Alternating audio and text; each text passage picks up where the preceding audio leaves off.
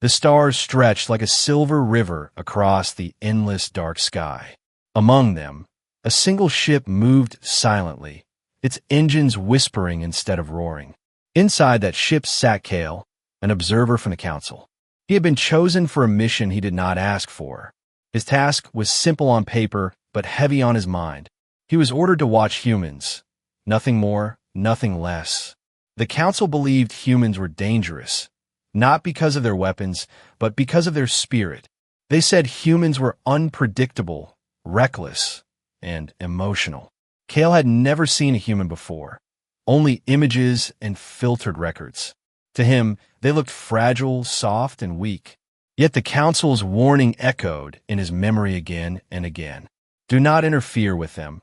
Only observe. If you break this order, you will face consequences. Kale's ship descended quietly into Earth's orbit, hidden by cloaking fields. His instruments adjusted, focusing on one city below, a cluster of lights, streets, and lives. He set the ship to remain invisible and stepped into the shadows of their world.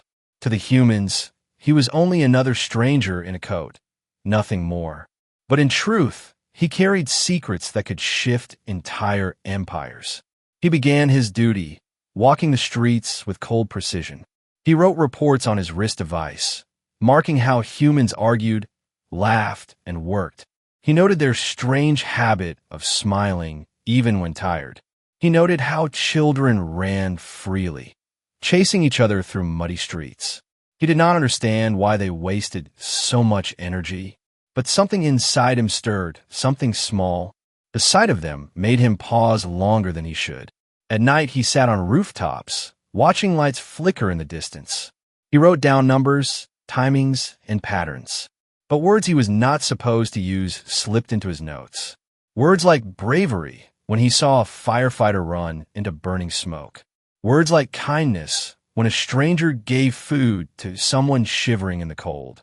He told himself these were mistakes, but the mistakes kept coming. Days passed, then weeks. Kale remained hidden, silent, only a ghost among humans. Yet the more he watched, the more questions grew in his mind. If they were so weak, why did they not break? If they were so emotional, why did their emotions build strength instead of weakness? He wanted answers, but answers were dangerous. His mission was to see, not to feel. One evening, rain fell heavy across the city. Kale stood in a narrow street, his hood pulled low. He saw a family rushing under the storm, a mother holding two children close. Their shoes splashed in the water, their faces wet. The father carried a bag that was clearly too heavy for him. Kale's instincts whispered to step forward to help, but his orders echoed louder. Do not interfere. He clenched his fists, forcing himself to turn away. But then he heard the smallest cry. One of the children slipped, falling into the rushing water by the side of the street. The mother screamed. The father dropped the bag. Kale froze, his mind tearing in two. He was ordered to watch, not act. Yet his body moved before his thoughts could stop it. He stepped forward, lightning fast, pulling the child out of the water. For 1 second, his hand touched the small human's arm. Warmth flowed against his skin, and it shocked him more than the rain. The family looked at him with wide eyes. The mother whispered, "Thank you." Kale pulled his hood lower, hiding his face. He gave a short nod and vanished into the night before they could ask questions. His heart raced faster than it ever had in training. He told himself it was only instinct, only reflex. But deep down, he knew the truth. For the first time, he had broken the council's law. For the first time, he had chosen humans over orders. Back on the rooftop, dripping wet, he stared at the city again. He typed his report, but erased it 3 times. His hands trembled, something alien to his calm nature. He remembered the child's eyes, full of fear, then full of trust. He remembered the mother's voice, soft but powerful. Those moments clung to him like the rain clung to his clothes. And though he wanted to forget, he could not. The council's warning echoed once more. Do not get close to them, or you will regret it. Kale sat in silence, staring at the storm below. For the first time, he wondered if regret was truly what he should fear, or If the real danger was that humans were not what he had been told, there was something more, something his people did not understand. And now, he was caught between duty and a new truth rising inside him. Cale walked the streets with a slower step now. The night after the storm still lingered in his mind like a shadow that would not fade. He had saved the child, and though no one else had seen clearly who he was, the act burned inside him. It was more than breaking an order. It was crossing a line that could never be uncrossed. He told himself he would watch again. Only watch, nothing more. But each time he saw humans, he could no longer see them as simple subjects in his reports. They were living flames, small yet fierce. During the days, he moved through markets and streets, listening quietly. Humans argued over food prices, over broken machines, over politics that seemed endless. Yet when one of them fell in the mud, another reached down to lift them. When a cart broke, 3 strangers came to help push it. Cale found himself writing notes slower than before. He was not simply marking behaviors now. He was feeling the weight of them. He wrote words the council would never approve. Words like loyalty, sacrifice, and laughter. At night, he observed places the council had told him to ignore. The small corners where the forgotten people slept, under bridges and in ruined buildings. There he saw weakness, but also strength. A man with nothing gave half his bread to a child with even less. A woman with torn shoes covered another with her blanket. These acts were small, but Cale felt them more deeply than the roar of any alien army.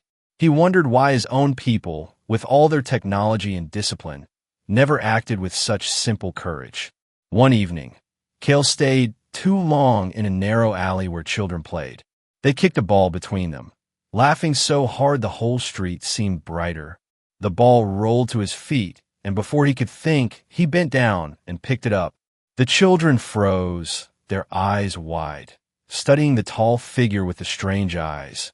Cale hesitated. Then with a flick of his wrist, he tossed the ball back. It spun through the air in a perfect arc, landing right in the hands of the smallest boy.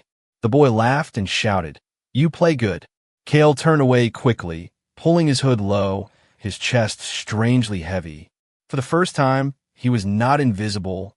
He had been noticed. Later that night, he wrote his report again.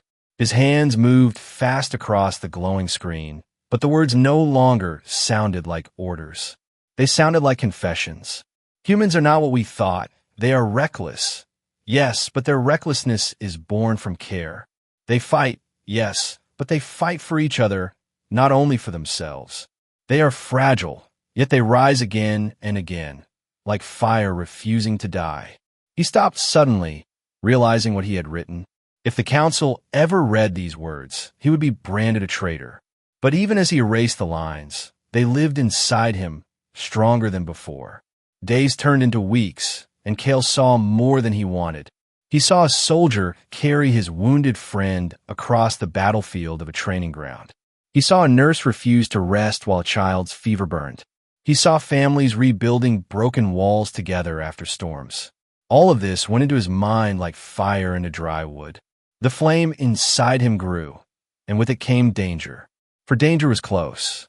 On the edges of the city, Cale felt the vibrations of foreign engines. Not human, not of Earth. They were scouts from the council, perhaps checking if he was following orders, perhaps hunting for signs of his disobedience.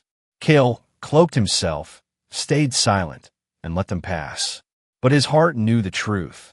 The council always watched the watchers. That night, Cale returned to the rooftops, the wind sharp against his face.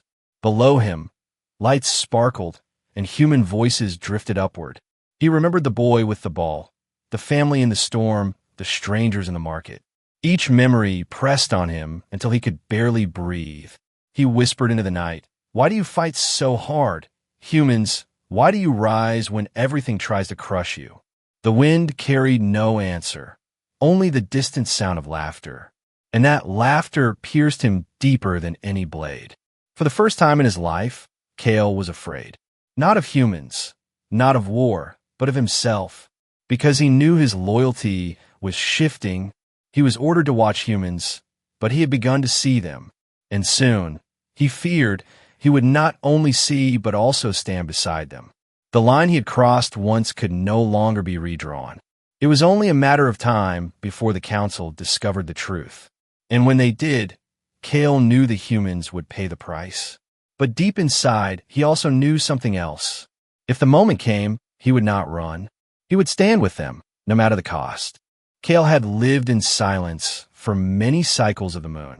He watched, he recorded, and he hid. But after the night of the storm and the meeting with the children, the distance between him and the humans grew thin. He told himself again and again that he was only a shadow, only an observer. Yet shadows do not dream. And yet Cale found himself dreaming of faces, of voices, of laughter. The council's command echoed like iron inside his head. Do not interfere. Only watch. Break this, and you will regret it. But every new day pressed harder against that command. One cold morning, Cale followed the hum of human machines to the outskirts of the city. The factories poured smoke into the sky, and workers moved with weary steps. Among them, Cale noticed a small group of families waiting near the gates, children clutching empty bowls, mothers holding their hands tightly. The men came out with tired smiles, giving the little food they earned to their children first. Cale's chest tightened at the sight, and he turned away, forcing himself to record the event in cold words. Humans value their young above themselves. But inside, he knew it was more than value. It was sacrifice, and sacrifice was dangerous, for it made weakness into strength. That evening, the storm returned, fiercer than before. Lightning ripped across the sky, winds howled, and the streets turned into rivers. Cale moved quickly along the rooftops, scanning the chaos below. People were running, shouting, trying to protect each other.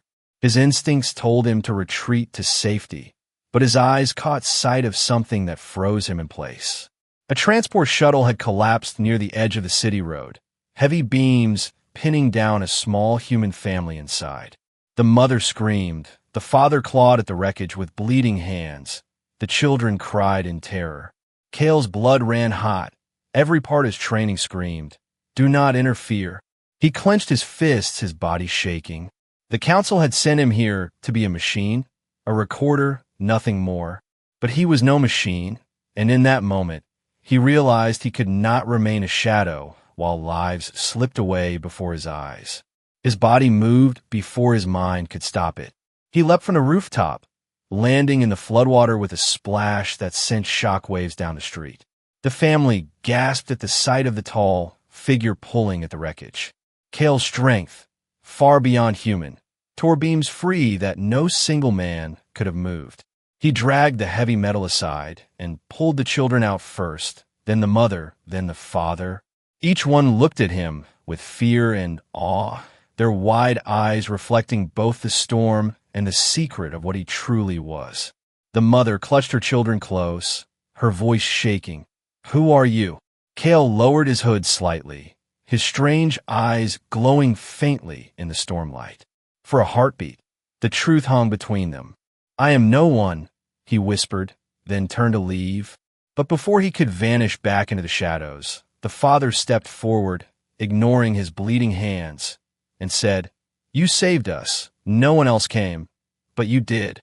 Cale froze, the words striking deeper than any blade. He returned to his hiding place that night, drenched and trembling. He tried to write his report, but every sentence turned into questions. Why had he acted? Why had he chosen them? Why had their eyes burned into his memory like fire?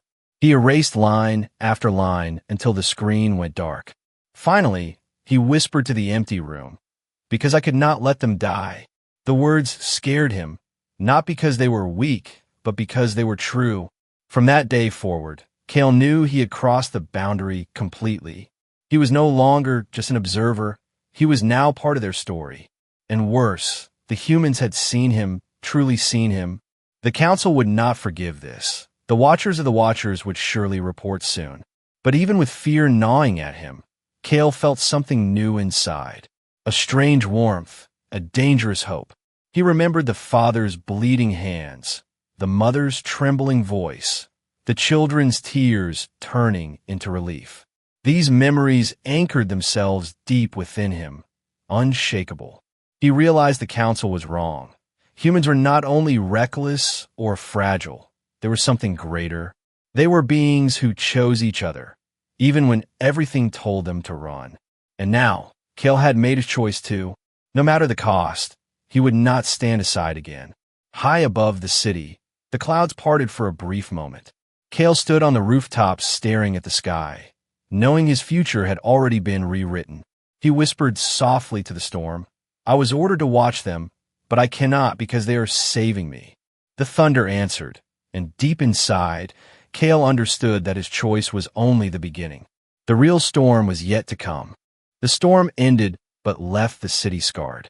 Broken streets, collapsed buildings, and smoke rising where lightning had struck.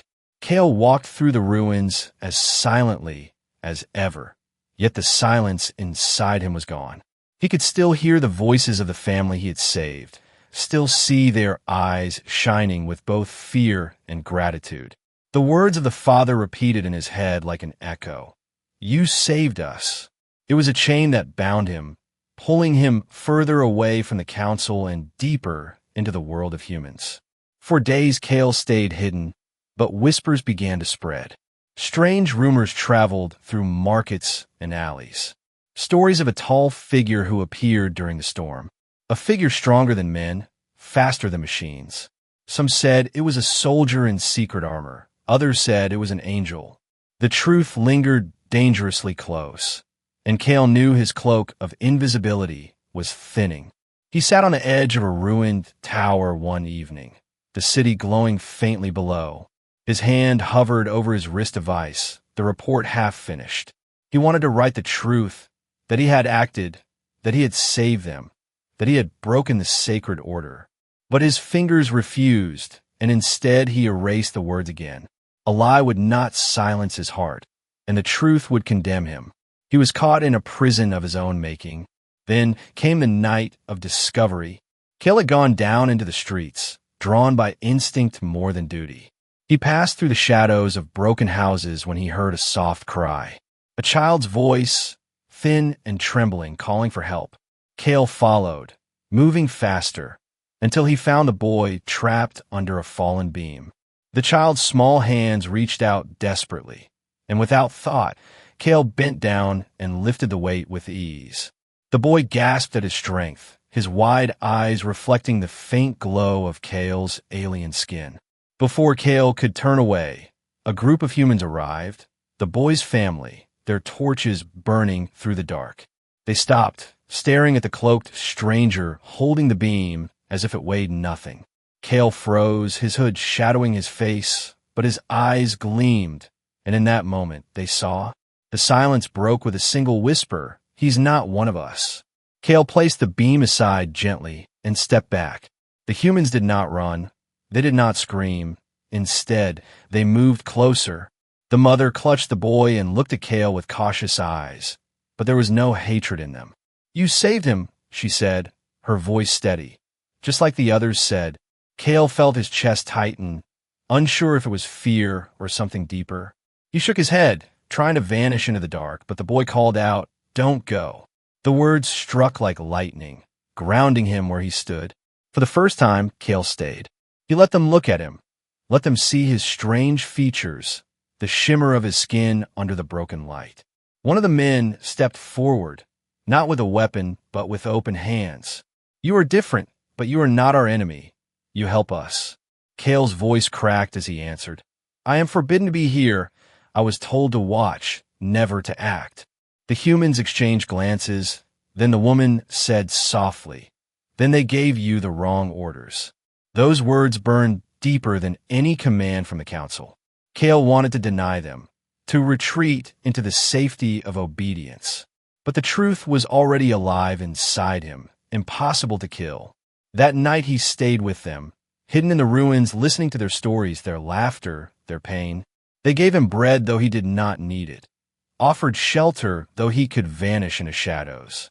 They treated him not as a spy or an outcast, but as one of them. For the first time since leaving his world, Kale felt warmth that no machine or technology could create. And for the first time, he wondered if loyalty to the council was worth more than loyalty to those who trusted him. But far above Earth, ships moved through the void. The council scouts had picked up faint signals, traces of Kale's interference. They whispered to each other in their cold, metallic voices. The observer is compromised. He has broken the law. Orders were given, sharp and final. Send soldiers, retrieve him, erase the humans if necessary. On Earth, Kale did not yet know the storm that was coming. He only knew that he had been seen, truly seen, and instead of fear, the humans had shown him acceptance. It was a discovery that changed him more than any data he had ever gathered. It was the discovery that would make him choose sides when the council arrived. The peace did not last long. For many nights, Kale lived among the humans in silence, hidden in their broken shelters, learning their voices and their ways. But far above, the council had already made its decision. The observer had failed, the observer had interfered, the observer had to be retrieved. And the humans he had touched would be erased, their memories burned, their lives ended. Cold orders carried across the void with no hesitation. Kale felt it before it happened. A vibration in the air, a hum too deep for human ears. He rose from his place among the ruins and stared at the sky. The humans followed his gaze, confused, until the stars themselves shifted. 3 ships pierced the atmosphere, cloaked but not enough to escape Kale's senses. The council had come. Panic spread when the first of the ships cut through the clouds. A flash of light split the night, shaking the city to its bones. Humans screamed and ran, their voices filled with terror. Kale's heart raced, not from fear of the ships, but from fear of what they would do to these people. He knew the council's methods, swift and merciless. If they believed humans had touched forbidden knowledge, they would destroy without pause. The family he had saved stood near him, their eyes wide. The father asked, "What is this? Who are they?" Kale's throat tightened, but he could not lie anymore. "They are my people," he said, his voice heavy as stone. "And they have come for me, and for you." The words dropped like fire among them. The humans stepped back, fear clear in their faces, yet no one raised a hand against him. Instead, the boy whispered, "But you're one of us now?" The council soldiers arrived in beams of light, armored and armed with weapons that glowed like suns. Their leader's voice cut through the air, sharp as ice. "Observer Kale, you have broken the law. You will return with us at once. These creatures must be silenced." Kale stood tall, his cloak falling back, revealing himself fully for the first time. "No," he said simply, but the word carried more weight than any report he had ever written. The soldiers raised their weapons, aiming not at him, but at the humans gathered nearby. Kale moved instantly, standing between them and the people. "You will not harm them," he said, his voice steady. The leader's eyes burned with cold fury. "You defend them, then you are no longer one of us." A spark of betrayal cut through Kale, but it was quickly replaced by something stronger. Resolve. The humans did not run. They had no weapons that could match the soldiers, but they stood with Kale anyway. The father picked up a broken pipe. The mother shielded her children. Others grabbed stones, knives, anything they could. Kale looked at them in shock, their courage burning brighter than the glowing weapons aimed at them. In that moment, he understood they were willing to fight for him, even when he was not their own. He could not let them stand alone.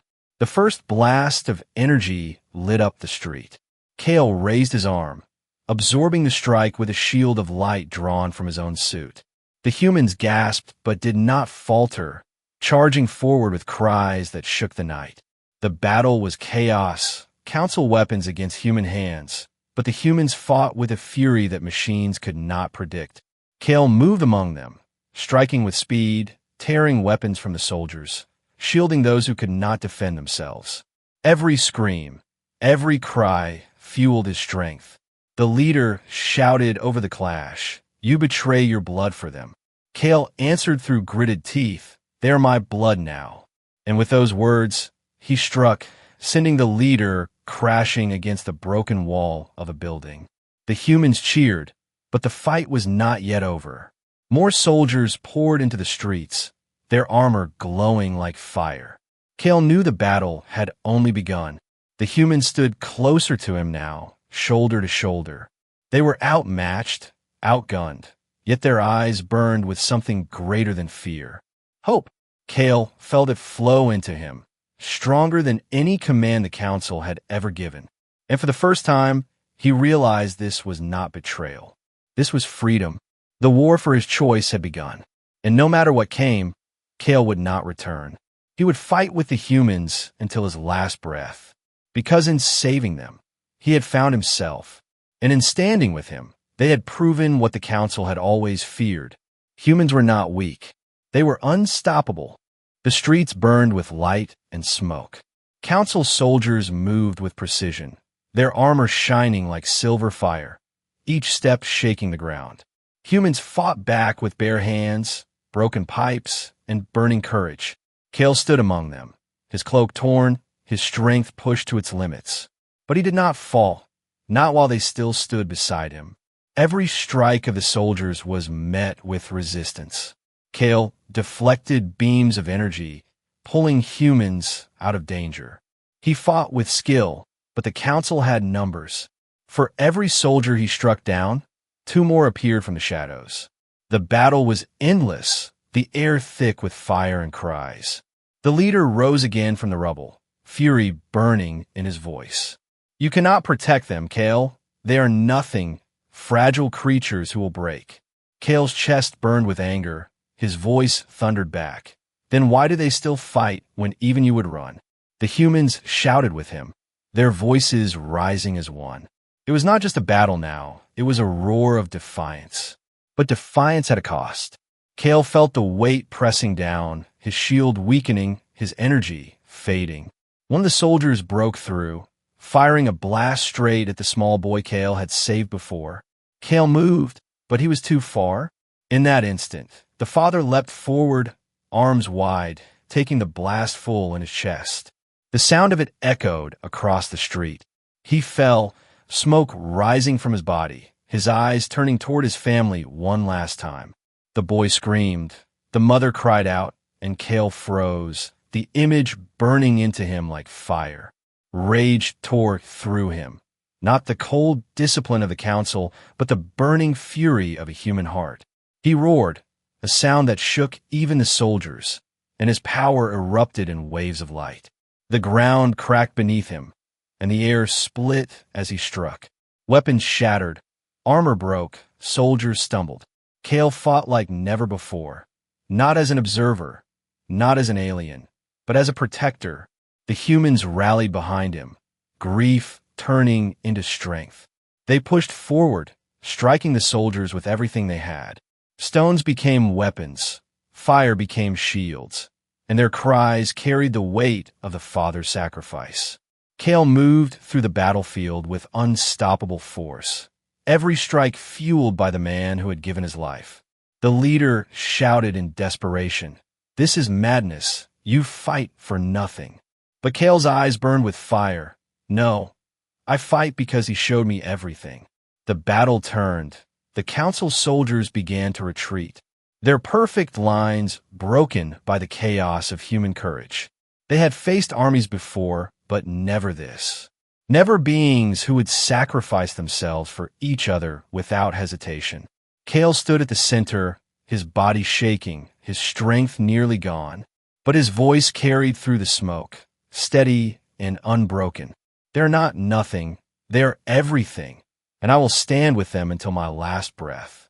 The humans gathered around him, lifting the wounded, carrying the children, their eyes still wet with tears but burning with resolve. The mother knelt beside her fallen husband, holding his hand, her whisper carrying in the silence after the battle. "You saved us, even at the end." Kale lowered his head, grief and guilt mixing inside him. He had power beyond any human, yet it had been the father, fragile and mortal, who had saved them all. It was a lesson Kale would never forget. As dawn broke, the city lay in ruins but alive. Smoke rose, walls crumbled, but voices still echoed in the streets. Kale stood among the survivors, his cloak torn, his body marked with burns, but his spirit unbroken. He knew the council would not stop. More ships would come, stronger armies would rise. But he also knew one truth, carved in sacrifice. Humans were not weak. Their strength was not in weapons, but in hearts willing to burn for each other. And now his heart beat the same way. He whispered to the rising sun, "They fear you because they cannot understand you. But I do now. I will never leave your side." The light spread across the ruins, touching the broken but unbowed people. And Kale knew the father's sacrifice had given birth to something greater than victory. It had given birth to hope. The dawn rose slowly over the broken city. Ash drifted through the air like falling snow, mixing with the smell of smoke and burned metal. Humans moved through the ruins with tired steps, carrying the wounded, comforting children, gathering what little remained. Kale stood among them, silent, his cloak torn beyond repair, his eyes fixed on the horizon. The father's sacrifice weighed heavily in his chest, yet around him he felt something stronger than grief. He felt resolve. The council ships had retreated into orbit, beaten but not destroyed. Kale knew they would return, stronger, more ruthless. But in the faces of the humans, he saw no fear of tomorrow, only the will to survive it. They had lost much, yet their spirits did not bend. He realized then what the council had feared most. Not human weapons, not their science, but their unshakable spirit. The mother approached him, her face pale with sorrow, her hand holding tightly to her children. She looked at Kale with eyes that carried both pain and gratitude. "You fought for us," she whispered, "and you stayed when you could have left." Kale bowed his head, unsure if he deserved her words. "It was not enough," he said, his voice heavy. "He gave his life while I still stand." Her reply was soft but sharp as steel. "That is what humans do. We give so others can live. Now you carry his fight with you." Kale felt her words strike deep, deeper than any order from the council had ever reached. He turned to the crowd of survivors, their faces marked by loss, but also by courage. They looked at him not with suspicion, but with trust. He had become one of them, and the council could not erase that truth. That night, Kale climbed to the highest rooftop, still standing, the stars bright above the smoke. He activated his wrist device one final time, the council's data link still pulsing faintly. The report page opened, blank and waiting. He stared at it for a long moment, then began to write. "Observer Kale, mission report. I was sent to watch humans, to record their weakness, to prove their instability, but I found none of that. What I found was strength, a strength born not from power but from sacrifice, not from cruelty but from compassion. I was ordered not to interfere, but they interfered with me. They changed me, and in doing so, they saved me." He paused, his hands trembling. He knew sending this would mark him as a traitor forever, but hiding it would mean betraying everything he had learned. He pressed the command, and the report shot into the void, carrying with it not only his words but his choice. Let the council see the truth they feared. Let them understand why humans could never be broken. The device dimmed, and Kale turned back to the city. The humans were gathering, repairing, planning for the next day. He descended and walked among them, lifting stones, helping rebuild walls, carrying children too tired to walk. No one asked him for reports. No one demanded he explain his past. They simply accepted his hands, his strength, his presence. He was no longer the council's observer. He was their protector, their ally, their friend. Weeks passed, and the scars of battle began to heal. Houses rose again from rubble. Laughter returned to the streets. But Kale knew the council had not forgotten. He knew the sky would one day burn with their ships again.